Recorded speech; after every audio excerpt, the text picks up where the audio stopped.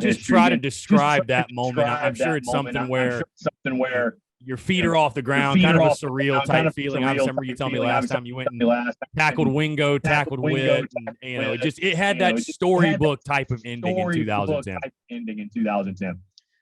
You lose yourself, right? Everything, Tanner. I remember Tanner saying that everything slowed down for him. Not for me. Everything was so fast, and you're hugging guys with emotion that you've never had, and you're squeezing guys, and you've been around these guys all year long, and to see, kind of all your hard work and all the failures, all the successes, and you're so happy. You don't care who got the knock. That's the biggest thing, is you don't even care who got the knock. You want it didn't matter who got the accolades with that team.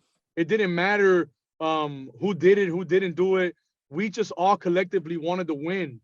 And the coaching staff did a really good job of tricking us, right? And I say tricking us by telling us that we were always the underdogs, and we were always the ones that had to play with a chip. And then you look, and there's like 6 guys in the big leagues, right?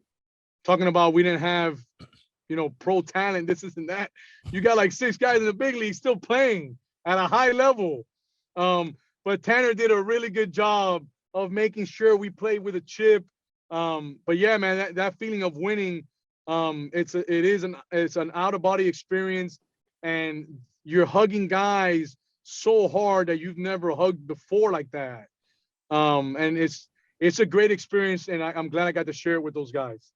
Now, like you mentioned last time, Adrian, 2011 was a little bit different with the more business-like mentality, if you will. But you guys accomplished the same goal, and I'm sure it feels crazy to you, man. It's been 10 years, and the Gamecock baseball Twitter and social media has been posting highlights and reliving that, 10 years, the date, whatever.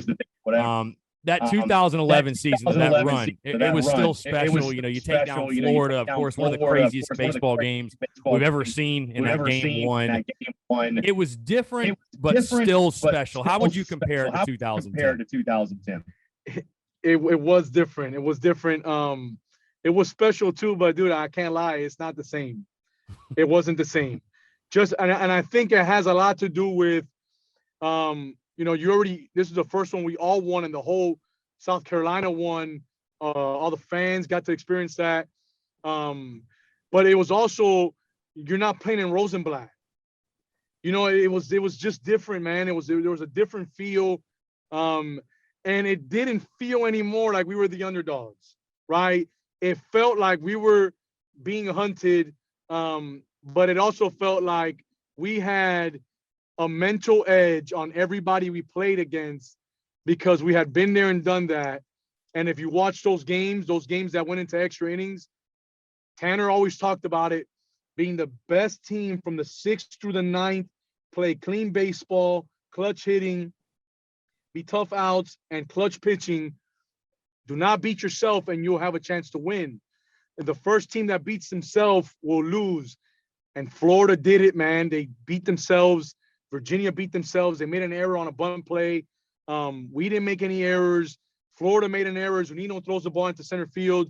Center fielder airmails the third baseman or bounced it. We score on errors, and we didn't beat ourselves. But it was definitely a different feel. Ring still feels the same, putting it on. Not going to lie. I think the second ring looks better than the first one. But it was a great experience, and we had new guys, right? We got Mooney. I played against Mooney in JUCO.